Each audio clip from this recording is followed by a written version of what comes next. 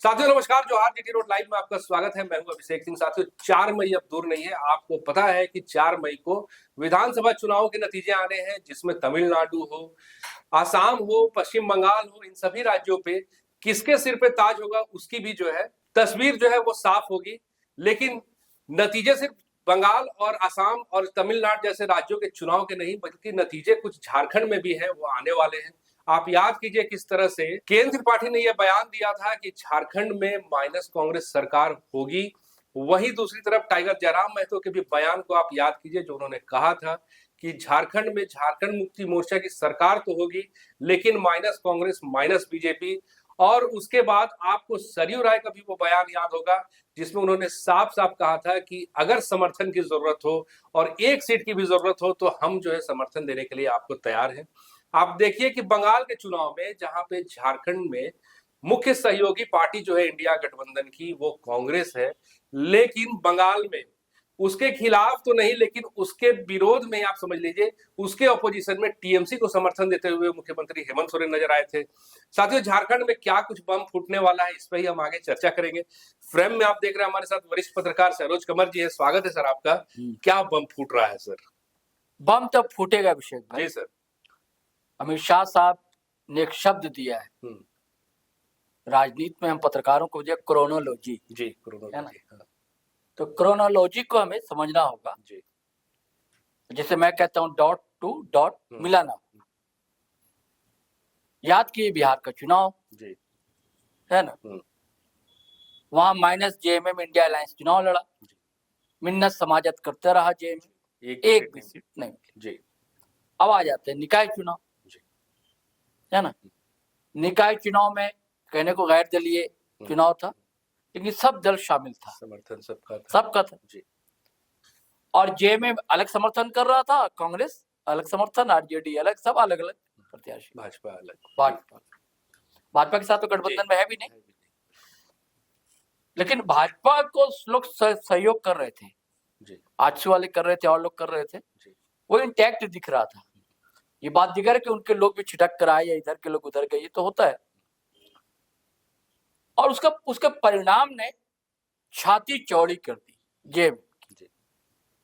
उसे लगा कि अब हम सिर्फ गांव की पार्टी नहीं है जी, हम शहर में भी दबदबा है मेरा, और सिर्फ आदिवासियों के नेता हम नहीं है, गैर आदिवासियों के बीच भी हमारी पकड़ है जी। आपने देखा कि कई जगह की, कई धनबाद देखिए सर, धनबाद कोडरमा, कई जगह लोग लीडर आए, जेएमएम का दामन थामा और कई जगह उसके अध्यक्ष बने, उपाध्यक्ष बने जेएमएम के, कई जगह जीत भी हासिल की, ये भी तो कह रहा हूँ।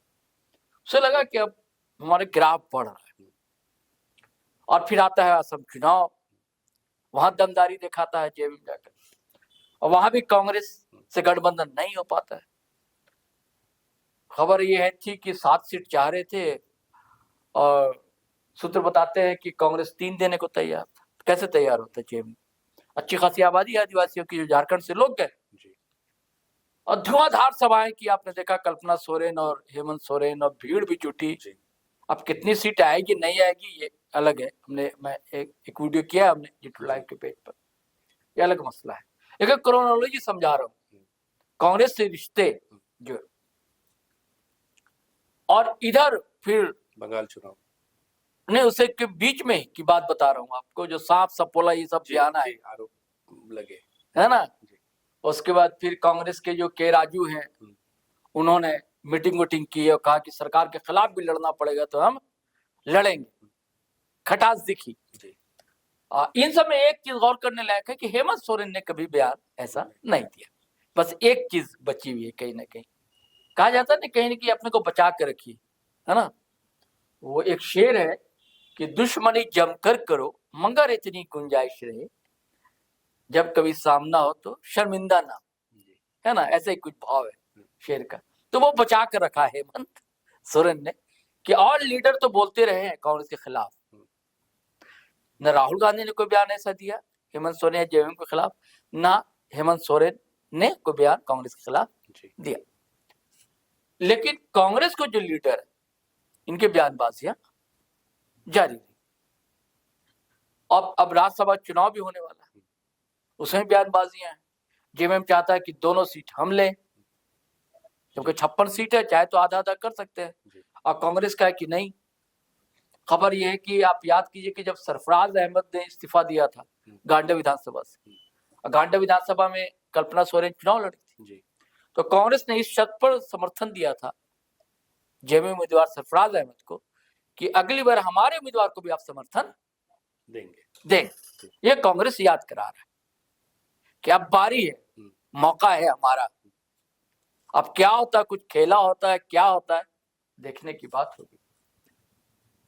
इधर खबरें जो आपने बताई सबको क्रोनोलॉजी समझते हुए अगर हम लोग डॉट टू डॉट मिलाएं तो बात वहीं तक पहुंच रही है कि क्या माइनस कांग्रेस ये सरकार चुनाव के बाद, क्योंकि चुनाव के बाद अब क्या होगा, वहां क्या परिणाम आएगा असम में। अब बंगाल की आप बात कर रहे थे और आपने कहा भी बंगाल में कांग्रेस है लेकिन टीएमसी का प्रचार करने गए थे हेमंत सोरेन, और उन सीटों पर गए जहां आदिवासी की अच्छी खासी आबादी है, कुर्मी समुदाय की अच्छी खासी आबादी, वहां गए, वहां भी भीड़ अच्छी खासी जुटी है। तो ये दोनों का परिणाम क्या असर करता है, इसके बाद तो निर्णय लेना ही होगा। अब लेना इसलिए होगा कांग्रेस भी अब अंगड़ाई लेने लगी है। कांग्रेस की इधर अभिषेक भाई फिर बैठक हुई, के राजू ने फिर बैठक की, अब बड़ी हंगामी बैठक हुई। उसे मुद्दा ये उठा कि जन मुद्दे को लेकर सड़क पर आना पड़े तो आएंगे, सरकार के खिलाफ, यानी कि अपने ही सरकार के खिलाफ आएंगे। और एसआईआर वगैरह की बात हुई, तो पहले जेएमएम की एक बैठक हुई थी, वहां भी बात हुई थी। हेमंत सोरेन ने भी कहा था कि भाई झारखंडी अधिकार छीनने नहीं देंगे। तो ऐसे ही मतलब कॉपी कह लीजिए, कांग्रेसी नेताओं ने भी कहा ये वो। एक बड़ी बात क्या है कि जलेश्वर महतो ने कहा कि जरूरत पड़े अगर तो हमें भले सरकार से अलग हो जाना पड़े, हम बाहर से समर्थन दें। अच्छा जी, उपाध्यक्ष हैं कांग्रेस के जलेश्वर महतो, विधायक भी रहे, उन्होंने कहा है प्यार। तो इसका मतलब क्या है, बड़ी बात हो गई सर, ये तो बड़ी बात है ना। इसका मतलब तो साफ है कि यानी कि कुछ तो चल रहा है अंदर में कि कोई खुलकर कह नहीं रहा था और कांग्रेस लीडर खुलकर कह रहे हैं। यानी कि एक डर है कि क्या हेमंत सोरेन हमको आउट करने वाले, ये डर है। तो इससे पहले अपना पत्ता जी, अपनी साख बचा ले अपनी साख बचा लिया जाए। और किसके लिए, जनता के नाम पर। आप याद कीजिए नीतीश कुमार जब भी हटते थे ना तो बिहार के लिए जनता के लिए, अपनी बात नहीं बतानी, हम बस बिहार और जनता, और ये भी कह रहे हैं हम जनता के लिए, जनता के सवालों के लिए हम अलग हो रहे हैं। क्योंकि अब दोनों, कांग्रेस भी चाह रही है कि यहाँ पर अपना जनाधार थोड़ा मजबूत हो, हम कब तक बैसाखी के सहारे चले। आज जेएमएम भी चाहता है, हमको क्या जरूरत है बैसाखी की, हम तो ऐसे भी सरकार चला सकते हैं। लेकिन मामला पेच कहां फंस रहा है कि भैया कुछ वोट बैंक ऐसा है जो दोनों तरफ है, वो चाहता है कि दोनों साथ रहे जी, है ना। तो इसलिए फंस रहा है, माइनॉरिटी का वोट है, कुछ आदिवासी का वोट है, दोनों तरफ है, दोनों को कुछ कुछ फायदा है। ऐसा नहीं कह सकते कि जेएमएम को कांग्रेस से कुछ फायदा नहीं हुआ, या जेएमएम नहीं कह सकता है, ये कांग्रेस नहीं कह सकती कि हमको जेएमएम से फायदा नहीं हुआ, परस्पर पूरक है। लेकिन अभी जैसी स्थितियां बन रही तो नहीं लग रहा अभिषेक भाई जी कि भैया अलग हो जाओ, अलग अलग राह कर लो, क्या ठिकाना फिर चुनाव के समय फिर एक हो जाए। लेकिन अभी स्थितियां ऐसी दिख रही है क्योंकि कांग्रेस के नेता का ऐसा बयान, बैठक में ऐसी बात कहना, ये बड़ी बात हो जाती है। इसके पहले भी तो जो चाईबासा में वो 10 दिवसीय प्रशिक्षण शिविर चला था, उसके बाद वही केशव महतो कमलेश का बयान आया था कि भाई अगर जनता से जुड़े मुद्दे हैं उसके लिए सरकार ही क्यों नहीं हो, हमारी सरकार, हम सड़क पे उतरेंगे। आपको वो बात कही भी सर। तो अब ये सच्चाई है या इसके पीछे कुछ और कहानी है? नहीं तो यानी कि एक कहानी, यानी कि कुछ चल रहा है ना। हम लोग जो पॉलिटिकल गलियारे में सुनते हैं और जिसकी पुष्टि जलेश्वर महतो का बयान करता है कि अलग भी हो जाना पड़े, यानी कि ऐसा कुछ दिखा उनको ना, कुछ भापा उन्होंने। कई लोग होते हैं पहले कहते थे कि हम लिफाफ खोलने से पहले तहरीर भाप लेते हैं क्या लिखा हुआ। और ये आंकड़ों को लेकर के हमने बहुत पहले ये वीडियो भी किया था सर। किस तरह से 34 + 4 + 2 हो रहे थे। आराम से सरकार चल सकती। अच्छा नहीं भी चलेगी ना, अगर मान लीजिए आरजेडी सहयोग ना भी करता है, मान लीजिए तो भी सरकार चलेगी, क्योंकि ना बीजेपी गिराने की स्थिति में है, ना कांग्रेस के पास है संख्या बल, और कांग्रेस बीजेपी एक होकर सरकार बना नहीं सकते। या ये होगा कि कांग्रेस बोलेगा हम बाहर से समर्थन दे देंगे, अब दीजिए ना दीजिए। अब कुछ कांग्रेस के मंत्री भी इधर आप देख रहे हैं कैसे कैसे बयान आ रहे हैं, इससे भी थोड़ी बहुत तो असमंजस की स्थिति है ना। सहज तो हेमंत सोरेन होते ही होंगे ना, अभी तो सरकार की है ना सर। हाँ, क्रेडिट तो सरकार की है, हेमंत सोरेन भी असहज होते हैं,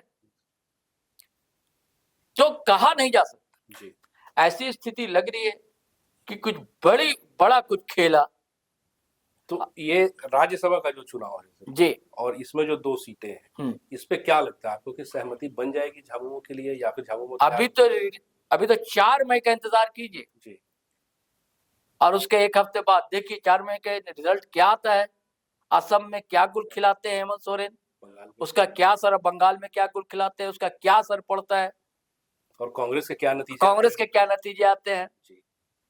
बंगाल में तो बहुत ज्यादा उम्मीद करना बेकार है कांग्रेस के लिए, जबकि पूरे सीटों पे लड़ी थी। हाँ, करना क्या है, वोटर परसेंटेज बढ़ाना, राष्ट्रीय पार्टी, ऐसा ना हो कि कहीं राष्ट्रीय पार्टी का दर्जा ही ना छीन ले चुनाव आयोग, तो लड़ना पड़ता है वोटर परसेंटेज के लिए। और असम में क्या स्थिति रहती और उसके बाद क्या निर्णय होता है, हमको लगता है कांग्रेस भी समझ गई, तभी कांग्रेस ये पैंतरेबाजी कर रही है। और ये लेकिन अच्छा है जेएमएम हेमंत सोरेन के लिए भी, हमने कुछ नहीं कहा, आपकी तरफ से ये बयानबाजियां हो रही। हाँ, बस उनके तरफ से सुप्रियो भट्टाचार्य ने जो कह दिया था कि वो सांप वाला बयान, बस एक वही, उसके बाद कोई बयान ऐसा नहीं आया। तो मुझे लगता है कि कोई बड़ा खेल होगा 4 मई, और इस पहले ही हफ्ते, कुछ ही दिन बाकी हैं, उसके बाद देखिए क्या खेला होता है जी। तो साथियों देखिए क्या खेला होता है, क्योंकि अब 4 मई बहुत दूर नहीं है। 4 मई को जहां आसाम हो, पश्चिम बंगाल हो, इन राज्यों में कांग्रेस के कुछ नतीजे स्पष्ट होंगे, वहीं झारखंड में भी कुछ जो हमने चर्चा की कि क्या इसका नतीजा उभर कर आता है, क्योंकि अब राज्यसभा का भी चुनाव है। हालांकि ये वक्त पे साथियों, आज के लिए बस इतना ही। जाते जाते आपसे वही आग्रह है कि अगर आपने हमारे चैनल को सब्सक्राइब नहीं किया तो जरूर कर लीजिए, हमारे वीडियो को लाइक, शेयर और कमेंट जरूर कीजिए। आज्ञा दीजिए, नमस्कार, जय हिंद, जय भारत।